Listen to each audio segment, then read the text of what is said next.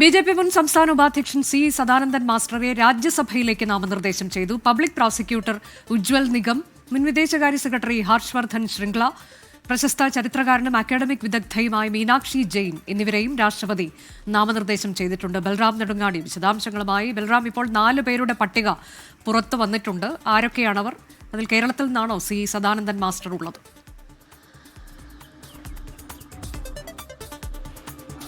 അനുജ, 4 പേരെ രാഷ്ട്രപതി ശുപാർശ ചെയ്തിരിക്കുകയാണ് രാജ്യസഭയിലേക്ക്. അതിൽ കേരളത്തിൽ നിന്നുള്ള സി സദാനന്ദൻ മാസ്റ്ററും ഉൾപ്പെടുന്നു. അദ്ദേഹം ബി.ജെ.പിയുടെ മുൻ ഉപാധ്യക്ഷനാണ്. കൂടാതെ 2016-ൽ കൂത്തുപറമ്പിൽ ബി.ജെ.പി സ്ഥാനാർത്ഥിയായി മത്സരിച്ചിട്ടുണ്ട്. അധ്യാപക സംഘടനയുടെ സംസ്ഥാന നേതാവാണ്. അദ്ദേഹത്തെ വിദ്യാഭ്യാസ മേഖലയിലെ വിദഗ്ധൻ എന്ന മേഖലയിലാണ് അദ്ദേഹത്തെ രാജ്യസഭയിലേക്ക് ശുപാർശ ചെയ്തിരിക്കുന്നത്. അദ്ദേഹത്തോടൊപ്പം തന്നെ പബ്ലിക് പ്രോസിക്യൂട്ടർ ഉജ്ജൽ ദിയോറാവു നിഗം, കൂടാതെ മുൻ വിദേശകാര്യ സെക്രട്ടറി ഹർഷവർദ്ധൻ ശൃംഗ്ല, കൂടാതെ പ്രശസ്ത ചിത്രകാരനും അക്കാദമിക് വിദഗ്ധയുമായ മീനാക്ഷി ജെയിൻ എന്നീ 3 പേരെ കൂടിയാണ് രാഷ്ട്രപതി ശുപാർശ ചെയ്തിരിക്കുന്നത്. ഇന്ത്യൻ ഭരണഘടനയുടെ അനുച്ഛേദം 80(1)(a) അനുസരിച്ച് 12 ഒഴിവുകൾ, രാജ്യസഭയിലേക്ക് 12 ഒഴിവുകളിലേക്ക് രാഷ്ട്രപതിക്ക് നാമനിർദ്ദേശം ചെയ്യാനാകും അംഗങ്ങളെ. ഇത് വിവിധ മേഖലകളിലുള്ള പ്രശസ്തരായ ആളുകൾ അവരുടെ ആ മേഖലകളിലെ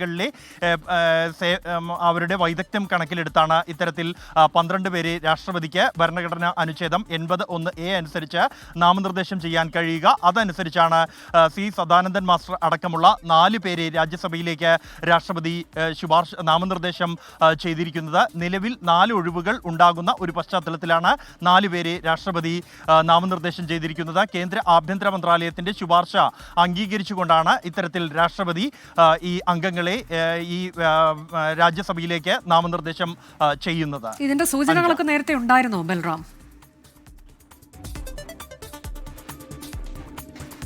അനുജ, ഈ ഒഴിവുകൾ ഉണ്ടാകുന്ന മുറയ്ക്കാണ് രാജ്യസഭയിലേക്ക് അംഗങ്ങളെ നാമനിർദ്ദേശം ചെയ്യുന്നത് പതിവ്. ഇപ്പോൾ നിലവിലുള്ള 4 അംഗങ്ങളുടെ കാലാവധി പൂർത്തിയാകുകയാണ്. ഈ ഒരു പശ്ചാത്തലത്തിൽ അടുത്ത ആളുകളെ ഒഴിവുകളിലേക്കുള്ള ആളുകളെ നാമനിർദ്ദേശം ചെയ്യുന്നതിനായുള്ള ഒരു പട്ടിക ആഭ്യന്തര മന്ത്രാലയം തയ്യാറാക്കും. തുടർന്നാണ് ആ ശുപാർശ രാഷ്ട്രപതി ഭവന് അയച്ചു നൽകുന്നത്. ഈ ഒരു ഘട്ടത്തിൽ നിരവധി പേരുകൾ പരിഗണനയിലുണ്ടായിരുന്നു. എങ്കിൽ പോലും കേരളത്തെ സംബന്ധിച്ച് കേരളത്തിൽ നിന്ന് ഒരു അംഗം ഇത്തരത്തിൽ ശുപാർശ ചെയ്യുക എന്നുള്ളത് ഈ ഒരു ഘട്ടത്തിൽ വരാൻ പോകുന്ന നിയമസഭാ തിരഞ്ഞെടുപ്പ് കൂടി അടുത്ത ഒരു ഘട്ടത്തിൽ കേരളത്തിൽ നിന്നുള്ള അംഗങ്ങൾ ഉണ്ടായേക്കുമെന്നുള്ള സൂചനകൾ ഉണ്ടായിരുന്നു. എന്നാൽ ആ പട്ടികയിൽ മറ്റ് ആരൊക്കെയാണ് ഉണ്ടായിരുന്നത് എന്ന കാര്യത്തിൽ വ്യക്തമല്ല. എങ്കിൽ പോലും ബി.ജെ.പിയെ സംബന്ധിച്ചിടത്തോളം ഒരു രാഷ്ട്രീയ നീക്കം കൂടിയാണ് ഈ ഒരു നടപടി എന്നുള്ളത്. വിദ്യാഭ്യാസ മേഖലയിലെ വൈദഗ്ധ്യത്തിനാണ് സി സദാനന്ദൻ മാസ്റ്ററെ രാജ്യസഭയിലേക്ക് സദാനന്ദൻ മാസ്റ്റർ നമുക്കൊപ്പം ടെലിഫോണായി തത്സമയം ചേരുന്നുണ്ട്. Sadanandan master, good morning. ഒരു നല്ല വാർത്തയാണ് വരുന്നത്. താങ്കൾ അത് അറിഞ്ഞിട്ടുണ്ടാകുമല്ലോ. എങ്ങനെയാണ് താങ്കളുടെ പ്രതികരണം, ആദ്യ പ്രതികരണം എന്ന് പറയുന്നത്, കേരളത്തിൽ ദേശീയ രാഷ്ട്രീയ പ്രസ്ഥാനങ്ങളുടെ ശക്തി വർദ്ധിപ്പിക്കുന്നതിനും കേരളത്തിൽ ഒരു വികസിത കേരളം എന്ന പാർട്ടിയുടെ പുതിയ മുദ്രാവാക്യത്തിന് കൂടുതൽ അംഗീകാരം നേടുന്നതിനുമുള്ള ഒരു ഉപാധി എന്നുള്ള നിലയ്ക്കാണ് ഞാൻ ഈ നിർദ്ദേശത്തെ സ്വീകരിക്കുന്നത്. സന്തോഷപൂർവ്വം. അതെ, ഇപ്പോൾ ഈ തെരഞ്ഞെടുപ്പൊക്കെ അടുത്തു വരുന്ന സമയമാണ്. ആ സമയത്ത് ഇത് ഒരു വലിയ രാഷ്ട്രീയ നീക്കം എന്ന തരത്തിൽ കൂടി താങ്കൾ കാണുന്നുണ്ടോ സദാനന്ദൻ മാസ്റ്റർ? തീർച്ചയായിട്ടും പാർട്ടിയുടെ നിർദ്ദേശം എന്നുള്ള നിലയിൽ കേരളത്തെ സംബന്ധിച്ച് വലിയ പ്രതീക്ഷകളാണ് പാർട്ടി വെച്ച് പുലർത്തുന്നത്. ആ പ്രതീക്ഷ സഫലീകരിക്കാൻ സാധിക്കുന്ന തരത്തിലുള്ള പ്രവർത്തനങ്ങൾ സംഘടിപ്പിക്കുന്നതിന് ഈ നിർദ്ദേശം പൂർണ്ണമായും വിനിയോഗിക്കാൻ കഴിയും എന്നുള്ളത് കൊണ്ട് ആ നിലയ്ക്ക് തന്നെ നമുക്കതിനെ കാണാൻ സാധിക്കും.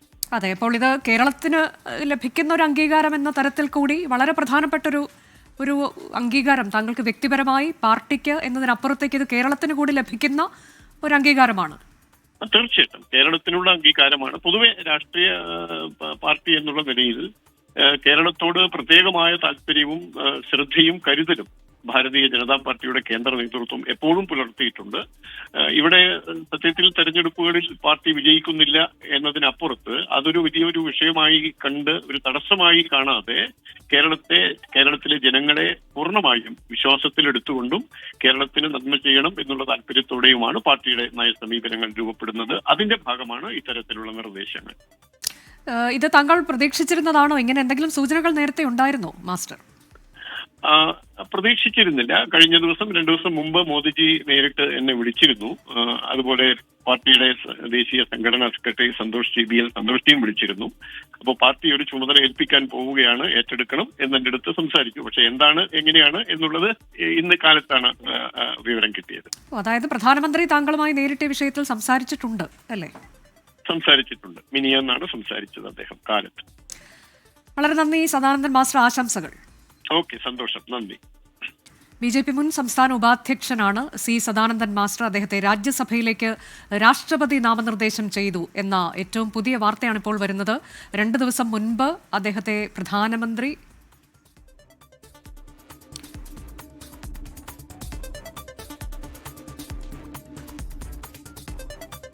ബി.ജെ.പിയുടെ സംസ്ഥാന ഉപാധ്യക്ഷനാണ് നിലവിൽ സി സദാനന്ദൻ മാസ്റ്റർ. അദ്ദേഹത്തെയാണ് രാജ്യസഭയിലേക്ക് നാമനിർദ്ദേശം ചെയ്തത്. രാഷ്ട്രപതിയാണ് നാമനിർദ്ദേശം ചെയ്തിരിക്കുന്നത്.